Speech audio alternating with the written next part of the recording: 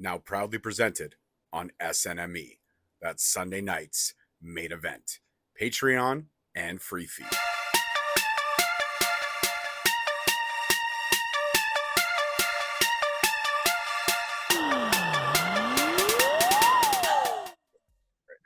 Three, two, one. Hey guys, what's going on? It's your host, your boy, George Mackay, back here on the MLW Rewind. And as you know, I never do this alone. I always do this with my one and only life partner, not my your wife. partner, not my wife. I love You're my married. wife. Yeah. I mean, Rob, though, does have a nice full beard. I appreciate the beard. Anyways, I got off kilter there for a second. The one and only Uncle Bobby B. Say what's up to the people, yeah. Bobby. What is up to the people? How you doing, people? What's happening out there in MLW land? What's happening is that days away. Yes, that's right. Days away. This will drop tomorrow, and we will be 2 days out from MLW One Shot. And this card is stacked, packed, and racked. I think we've said this before on almost every MLW pay-per-view.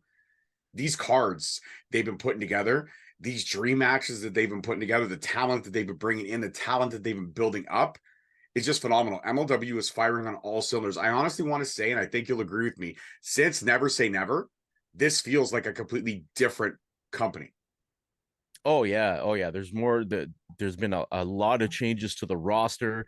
They brought in a lot of more recognizable names. They brought in a lot of young talent. There's a lot of buzz around MLW right now. People are we were at a show yesterday, and I was doing my usual talking up MLW in the crowd and the line, and there people are watching it. People were talking to me about MLW. I was like, this is great. Like, people are following it. It's on the rise right now, and it's great to see. It does feel like a different company, George. Absolutely. And one of the reasons why it is a different company is because this is not an MLW event. No. This is an MLW slash, and the slash is very much against Court Bauer's will. I know that much. Slash WTF, that is the World Titan Federation, run by the always impeccably dressed Saint Laurent. Yeah. There. I was nice. I was polite about it. That's the only compliment he's going to get. The only compliment. Why? He's the most comfortable man in pro wrestling. How can you not be envious of that? Like, the only thing he could do to make himself more comfortable would be to wear a onesie. And I believe there's somebody in another place that already does the onesie thing. So yeah, the onesie thing is kind of monopolized. You don't want to have just everybody wearing onesies, because then it's like people aren't trying. Yeah, and the onesie doesn't go well with the chain. You got to have the open jacket with the chest. What if, just go with me on this, what if he had a velour tracksuit made into a onesie? Would it work? If it was a velour tracksuit onesie, would it work?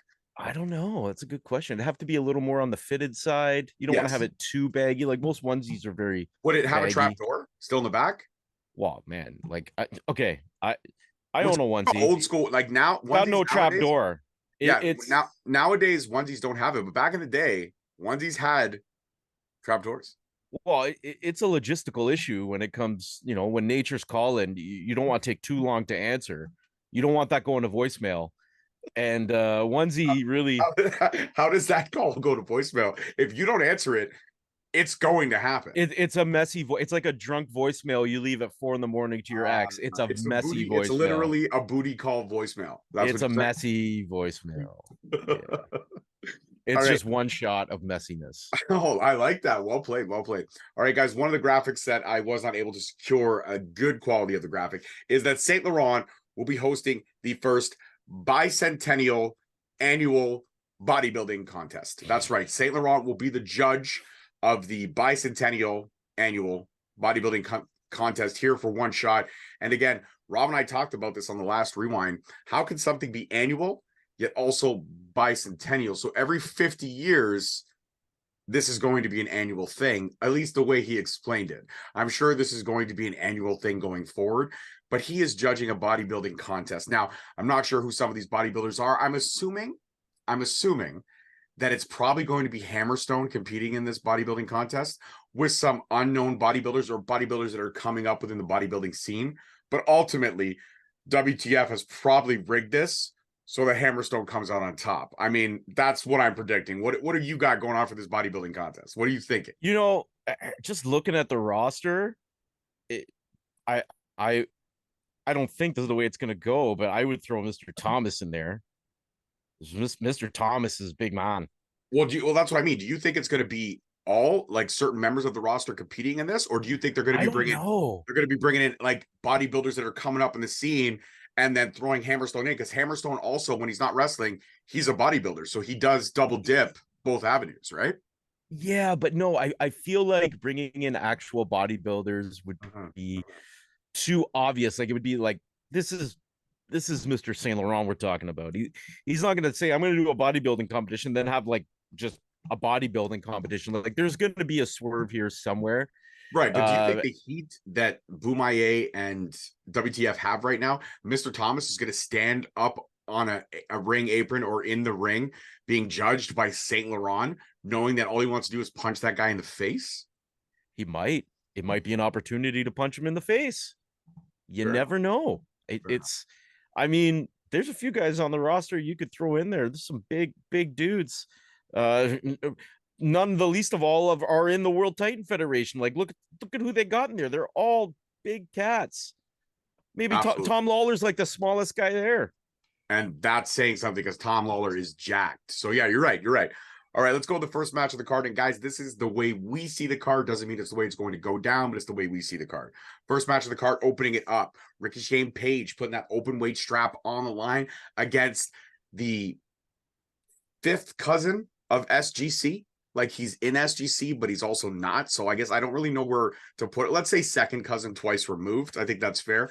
Jimmy Lloyd, Rickey Page. This is what we've been building to since Lloyd made his debut at MLW, and it's happening now. But I got to pose two questions to you before I go to you for your prediction, then we'll come back to me. One, will Akira get involved in this match to screw Rickey Page, or will he screw both of them so he can get a shot at Rickey Page? What do you got? I think Akira gets involved and he screws over Rickey. But Okay, I don't so think Rickey loses the match. There you go. That's the swerve. Kira gets involved, but he doesn't actually cause Rickey to lose the match. It just builds up the heat between the two of them now because Rickey's got even more reason to hate Akira. And cousin Jimmy is a fan favorite. Everybody loves watching Jimmy Lloyd. I don't know anybody that's like, oh, Jimmy Lloyd, fuck that guy, he sucks. Like everybody loves watching Jimmy Lloyd. I've never heard anybody say Jimmy Lloyd, fuck that guy, he sucks. I just hear people say Jimmy fucking Lloyd because exactly. He's one of those guys. He's almost like universally everybody loves Jimmy Lloyd. So hey, it's going to be Rickey. It's going to be Jimmy Lloyd. I think Rickey takes the win, retains, but I think Akira gets involved, and that's going to be the next. That's going to be the next thing that's going to happen between the two of them.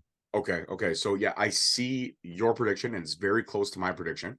But the way I was seeing it is that Akira doesn't get involved in the match to screw anyone, somehow works his way into making this a triple threat match and ends up taking the title from Rickey via the pinfall or submission. And I believe they're both going to cohesively work to get Jimmy Lloyd neutralized. I don't know how that's going to happen, but I see Akira in some way, shape, or form working his way into making this a triple threat, either antagonizing Rickey hours before the match, and we see it happening at the kickoff of One Shot, like boom, first opening segment, this is what happened earlier today type deal, and then we got ourselves a triple threat. And if that's the case, Akira will come out on top because I think that's the only way for the storyline to go. But I do see your prediction, and either way, I'd be happy with the outcome. Fair enough. All right, next match on the card, we got Rocky Romero. That's right, the crown jewel of CMML and MLW right now, because he's the middleweight champion and he's also the world historic welterweight champion. And this match is for those belts. That's right, both belts are on the line as he takes on Dorada. Now, these two are no strangers. Dorada has beaten Rocky, my apologies, Rocky in an MLW ring. He has also beaten Rocky in a CMLL ring. So when you're looking at this, the only Achilles heel in this match is Salina de la Renta. Because if she gets involved, it changes the complexity of this match drastically. But if it's able for Rocky and Dorado to have a barn burner, which this one could potentially be the show stealer of the night, in my opinion, these two are going to go. and it's going to be something epically amazing to watch. I'm going to say, though, that as much as I believe in the underdog, I love the underdog story of Mascara. I really do appreciate it. But Rocky Romero, man, this is a journeyman. This is a man who has been around the world, who has beaten almost everybody that's been put in front of him. I don't see Rocky dropping both titles to Mascara. I think that if Rocky wins it cleanly, I'll have a ton of respect for him. But just knowing Salina de la Renta and how she does things, I feel like they have a plan. And unfortunately, the plan is for Rocky to still emerge victorious, but not in the most orthodox way, if you get what I'm saying. I concur. This is going to be a Rocky Romero win. As much as I like the underdog, and I think Mascara Dorada absolutely has a chance on an even playing field. This is not going to be an even playing field. Promociones Dorado do not play fair. And this is going to be Rocky Romero retaining both titles. Absolutely. But this New York crowd at the Melrose Ballroom, December 7th, they are in for such a treat, such a card. And anybody at home that's not in the New York area, I know some tickets are still available, but from what I understand, they are pretty much sold. But don't worry, the Rewind's got you, because we got you and Fight Plus got you. All you got to do is pay $7.99, guys. And if you're not subscribed, guess what? If you subscribe on the day of One Shot, you get One Shot included in your 1 week trial. Like that's crazy. That's crazy. So Fight Plus, MLW, they got many plethora of a way for you guys to take this event in. Shall we move on, Rob? Or do you have any other information about this match? No, I'm pretty good. I think this is Rocky all day. Fair enough. I agree. All right. Now, how about this? Again, being represented by Salina Delrado or Salina de la Renta. Oh my God, I can't talk today. It's horrible. Salina Delrado, actually. That's I like that. It rolls off the tongue. Yeah, that's right. So Salina de la Renta will be accompanying her newest acquisition, if you will, the featherweight champion, Janai Kai, and she will be taking on Maki Itoh. If you don't know Janai Kai, Google her. If you don't know Maki Itoh, Google her. And when you Google them separately, just imagine in your head, excuse me, what they can do together in a squared circle. This match will not be for the faint of heart. This match will be hard striking. Will be all kinds of violence, and it'll be two women who love to beat the crap out of their opponents in their ring, smiling as they beat the crap out of each other. And that's the way this one's going to go. And it's all going to be about who wants it more. And honestly and truly, I love Maki Itoh, but Janai Kai, the kick demon, she's dangerous. And her arsenal is dangerous. And Salina de la Renta in her ear is even more dangerous. I'm giving this one clear victory off the hop. Maki Itoh's gonna take her to the line, but Janai Kai will come out victorious in this one. Yeah, I think this will be a match with a lot of violence. Might even have a couple spots where we end up laughing, knowing Maki Itoh, but it's gonna be a banger. Janai Kai is looking pretty untouchable right now. I certainly don't see her giving up the title easily at all, especially at this point. But it's going to be cool to see Maki Itoh in an MLW ring. It's just awesome that MLW brings in these stars from all over the world. Pick a continent, they're bringing people in. This is going to be a good match, but I'm going to concur. This is going to be Janai Kai retaining over the visiting Maki Itoh. Now, do you think, because this isn't the first time you've seen Maki Itoh in a ring, she did take on Becca a few events ago. Do you think that this, because that match was fire, do you think that this match will outdo Becca and Maki Itoh? Ooh, I don't know. Because Becca and Maki Itoh was fucking fire. Yeah, that's a hard call. Different styles of wrestling. 100%. Janai Kai is more just, I'm gonna murder you. Like she's intimidating. Like just her aura, the way she looks. But I swear to you, because I've conversated with her, one of the sweetest people you've ever met in your life. I believe it, but I would not want to be in like she could come back from volunteering at a cancer ward and step in the ring, and I still wouldn't want to go near her. Like I would be scared. Yeah, no, I agree. She's dangerous. She's dangerous as hell. And I feel like MLW is the best spot for her because we're finally getting able to see what she can do and how incredible she can be in front of those cameras. All you need is an opportunity, and that's what I love about MLW and Court Bauer anyways. And what they're doing is they're giving a lot of these indie stars that we've been paying attention to for a while, big opportunities. And they're getting these indie stars right before they make those jumps. Like, I mean, you look at what they did with Billy Starks. It was a great program that they ran. And Billy right now is a fixture in ROH, about to be honest with you, about to become the ROH Women's Champion. 100%. 100%. All right, let's move on to this one. So sorry, we're both picking Janai Kai on this one. Oh yeah. Okay, right on. Next match on the card. How about this? Okay, I'm going to need you for Miyu this. Yamashita taking on Delmi EXO in the Princess of Princess title fight. That's right. TJPW has lent their champion, and she is putting her strap on the line against Delmi EXO. Delmi wanted this match since losing the Featherweight Championship. She has been wanting to show why she is the God Queen. Well, there's no better way to call yourself the God Queen. If you don't have a title, it's called the Princess. So the Princess of Princess title fight, this is going down, and this one is going to be a barn burner. And Miyu, did I say it right? Miyu Yamashita. Miyu, well, I'm not going to say the last name. Miyu versus Delmi is going to be fire. And I'm looking forward to this one. And I'm going to let you go first to give your prediction on this one. You tell me where your head's at, and then we'll see if we're on the same landscape. I think we usually are, but it'd be nice to get your perspective. Yeah, I mean, yeah. Again, Miyu Yamashita coming over from Tokyo Joshi Pro Wrestling. Delmi EXO, the God Queen. She's been away for a bit, coming back. I don't know. This is a tough one because Janai Kai really surprised her and dealt her a blow big time. So yeah, I know Delmi's been traveling though, so you know this could be one of those things we see Delmi taking a win and heading over to Japan to defend that title. Wouldn't that be something? That would be cool. Something. Yeah. So I'm kind of leaning towards Delmi EXO here. I think she might actually steal a win over Miyu, the visiting Miyu Yamashita. She might be heading over to Japan. Well, knowing what I know about Miyu, and aside from pronouncing her name incorrectly, that's why I have Rob here. What I've seen is impressive. I mean, her resume speaks for herself. The contenders that she's knocked down at Tokyo Joshi have been incredible, and I don't see her losing this belt anywhere but on her home turf.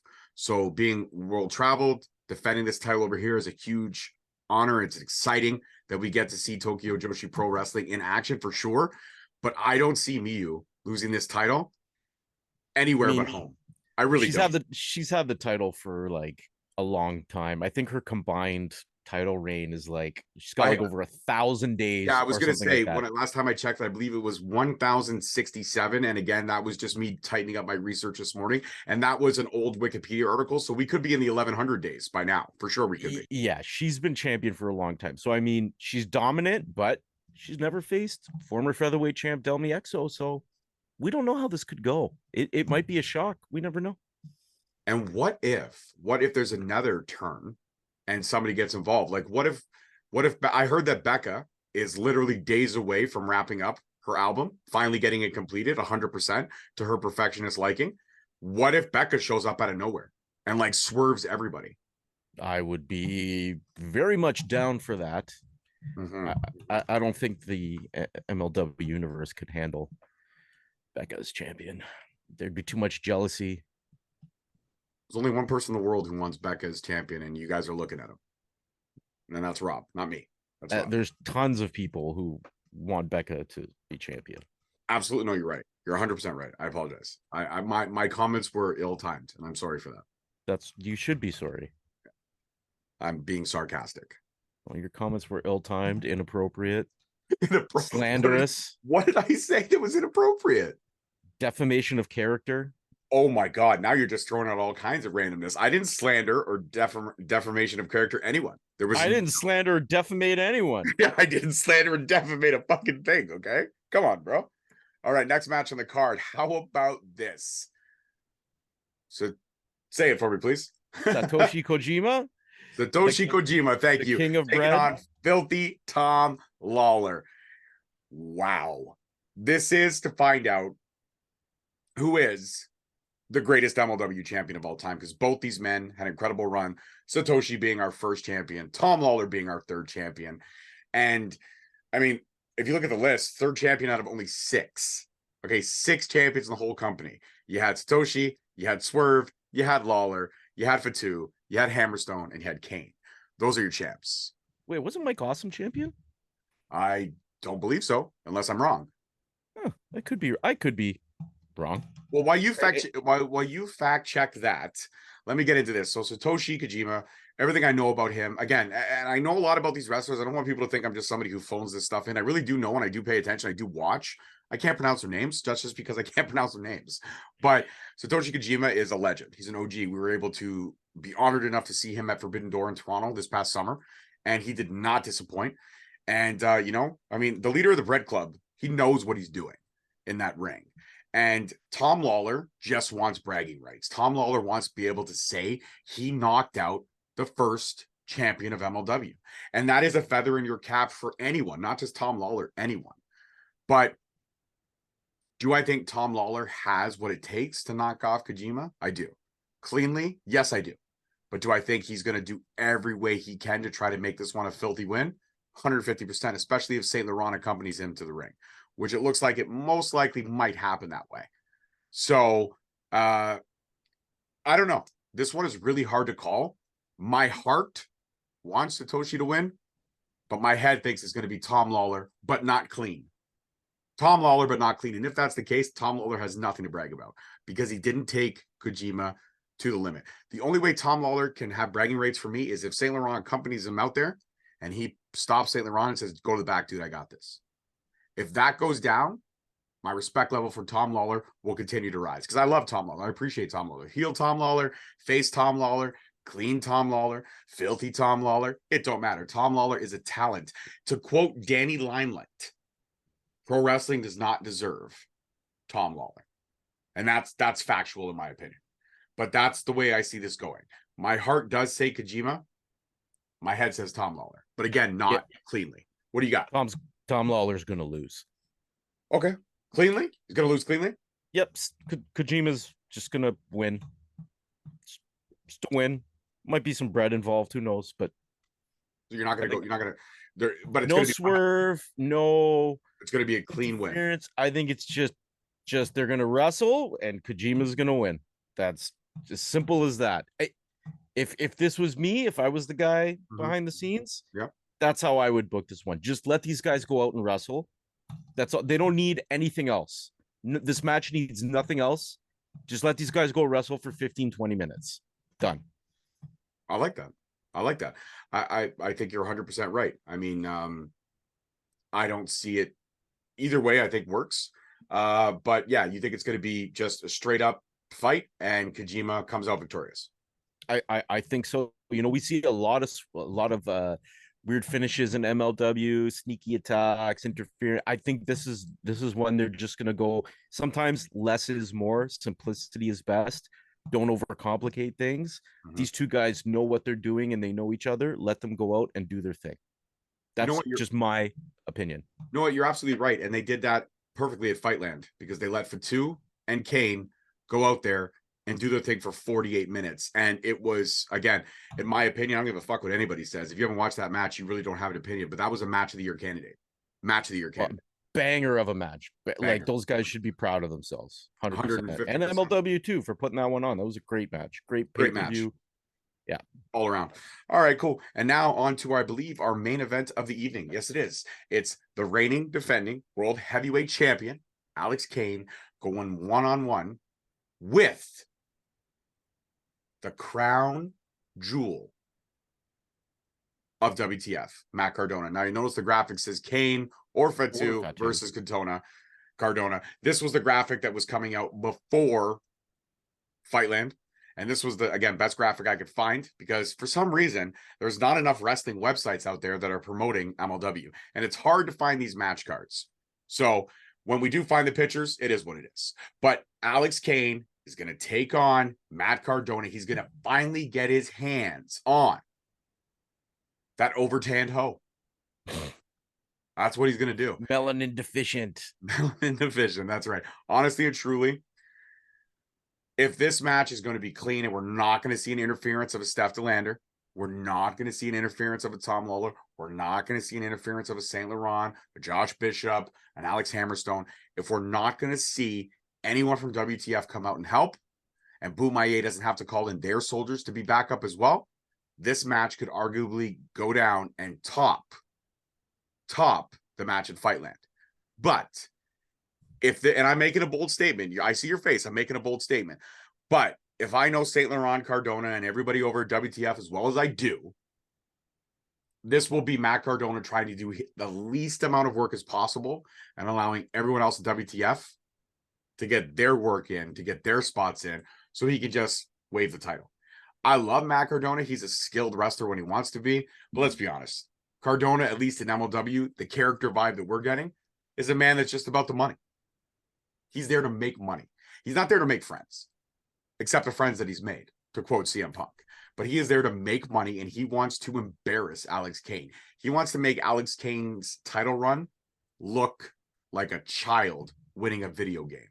That's what he wants to do, because he's a professional wrestler. Alex Kane is just a thug. Yada, yada, yada. Bullshit, bullshit, bullshit. All I know is this. We know Alex Kane very well. We consider Alex Kane one of our friends, and we hope that he considers us the same, because we've had a few conversations with the man, and he's given MLW Rewind so much time. Honestly and truly, everyone at WTF has to get involved in this match for Cardona to win. Other than that, Kane wins cleanly. They can There's get no involved. way Kane is losing this title in 2023. But the Bumaye Fight, like WTF has its members. The Bumaye Fight Club has its members and its like entourage. If you want to go on the numbers game, Bumaye Fight Club has WTF beat. I think if they're gonna, fucking yeah, you get involved. You want to turn this into a group situation. You're on the losing end. So I think Mr. Saint Laurent, as intelligent as he is, knows he has to be very careful in this kind of situation if he's going to get involved. And I'll tell you, Alex Kane is at the Matt Cardona, tremendous talent. I agree with you. Underrated in my opinion. But Alex Kane is at the top of his game right now. You cannot knock this man off his perch. He is solidified. He is on a perch that extends 40 feet into the ground. That perch is solid and sturdy. He ain't swaying. He ain't moving. You are not going to take the belt off Alex Kane anytime soon. He is too good right now. He's taken on all comers. He's got confidence. There's no way, in my opinion, that Cardona wins this match. No chance. I like it. I think that both of us have the right mindset, and you're absolutely right. I didn't want to bring the numbers game into it, but you're right. Bumaye's soldiers and entourage outweigh them. And let's not forget how the final fusion ended before this week's event. Bumaye standing tall in the ring and WTF running on their heels. So if that's not momentum, I don't know what is. But all I know is that One Shot is going to be stacked. And I am looking so forward to taking this card in with my brother-in-arms, Uncle Bobby B. So we will be watching the whole event. We will be recording right after, and we will be releasing it right after. We'll be dog-ass tired on Friday, but that's okay because the next day is Friday, so we can make it through. If Thursday runs late, it's all good. Yeah, and we're pretty much at the conclusion here, but I wanted to bring something up since MLW did post on their Instagram account yesterday. What major free agents would you like to see in MLW? Now, I know they said major free agents. They're talking about the big names. But I did scroll through the comments. I saw a lot of great recommendations in there. At least I got some new wrestlers to look at and follow based on some of those comments. Shout out to a wrestler named Gabriel Kai, who suggested Jordan Blade because he said Jordan Blade and Janai Kai would tear it up in there. They sure would. We know Alex Kane's been pushing that. Jordan Blade would be such a great fit in MLW and the Bumaye Fight Club. So I'd really like to see that happen. And I also recommended a couple of Ontario natives myself. Of course, your best friend Gabriel Fuerza, who is ready for television. He's wrestled in Europe, the States. He is so good. He would be such a great fit in MLW. I would love to see them take a look at him, as well as pretty Rickey Wilde, who on the microphone would be nobody better. There's nobody better. I'm telling you guys, like, just take a look at him and his work. You put this guy behind a microphone, he is absolute money. The stuff he would do, even just put him with Joe and Matt. I'm telling you, you will not regret it. So George, did you have anybody you wanted to throw in the running there? Well, yeah, my best friend Gabriel Flores. I always throw Gabriel Flores in the running all the time. I mean, the newest pictures of him actually pondering what to get me for Christmas are online. You can look at those awesome photos that we took together. And as well, you know what? There is one other name that I really feel MLW should pay attention to, and that's a young man out of BC known as Judas Icarus. Oh This yes. kid can go. This kid is TV ready. He has done some amazing work stateside as well as BC, as well as Ontario. Judas Icarus is one of the most humblest and nicest people I've ever met in this business. And the kid can go. If you don't believe me, go to the Destiny World Wrestling YouTube page and watch the barn burner he had last night with another name I want to drop, Von Vertigo, the V guy. He is also TV ready. All three of those guys, or one of those three guys, would be an amazing addition to that stacked middleweight division. I'm picturing in my head right now. Could you imagine Von Vertigo and Nola Catano tearing it up? Could you imagine Von Vertigo and Ichiban? Could you imagine Gabriel Fuerza and Ichiban? Could you imagine Judas Icarus? And even if they brought back Myron Reed for one night only, could you imagine the matches that these people would have? I mean, we saw a few months back, I saw Gabriel Fuerza take on Rocky Romero and beat Rocky Romero. He made Rocky tap. Center of the ring. That's your current MLW middleweight champion. Just want to point that out. So Fuerza is ready. If you've not looked at this man, whether you're listening from MLW or you're a fan like us, go check out El Diablo, Gabriel Fuerza. He is absolute money. You'll not regret it. Fuerza lives everywhere on all social media platforms. So check him out. Von Vertigo is Von Vertigo, and Judas Icarus is ICK Judas on Instagram, which I believe is where he is the most active. But guys, that's it. That's it for this one. One shot review show, or shouldn't I say review show? Fuck my God. Prediction show. There you go. George can talk today. Sorry, guys. It was a late night last night. Back-to-back shows this weekend doing commentary. My voice is a little hoarse, but your boy killed it. And I got a lot of positivity and love from that. So I want to thank everyone who gave me the compliments and the kind words, and the fact and yes, congratulations, buddy. You are the new color commentator for Destiny Wrestling. So congrats on that. I'm happy to see you doing that. Thank you, homie. I appreciate you, man. Yeah, it was a couple of shows, giving it a try, and finally kind of got the green light and said, you know what, kid, you're ready. Here's the ball. Don't fucking drop it, because if you do, we'll fucking kill you. So fair enough. Pretty much. I understand it. But yes, if you want to check out me and my cohort there, Kevin Calavari, you can check Kevin out the intern. Yeah, well, yeah, but Kevin Caligari is okay. Anyways, Kevin the intern and I rocked it out last night. Destiny Wrestling. You can catch the replay on YouTube. It's available now. They ran a live stream. It was epic. What a show. Some matches I got to call it were dream matches to even watch. It was incredible. So, guys, but that's it for this one. Peace, love, and wrestling. And don't forget, if you're checking us out on SMNE, we thank you.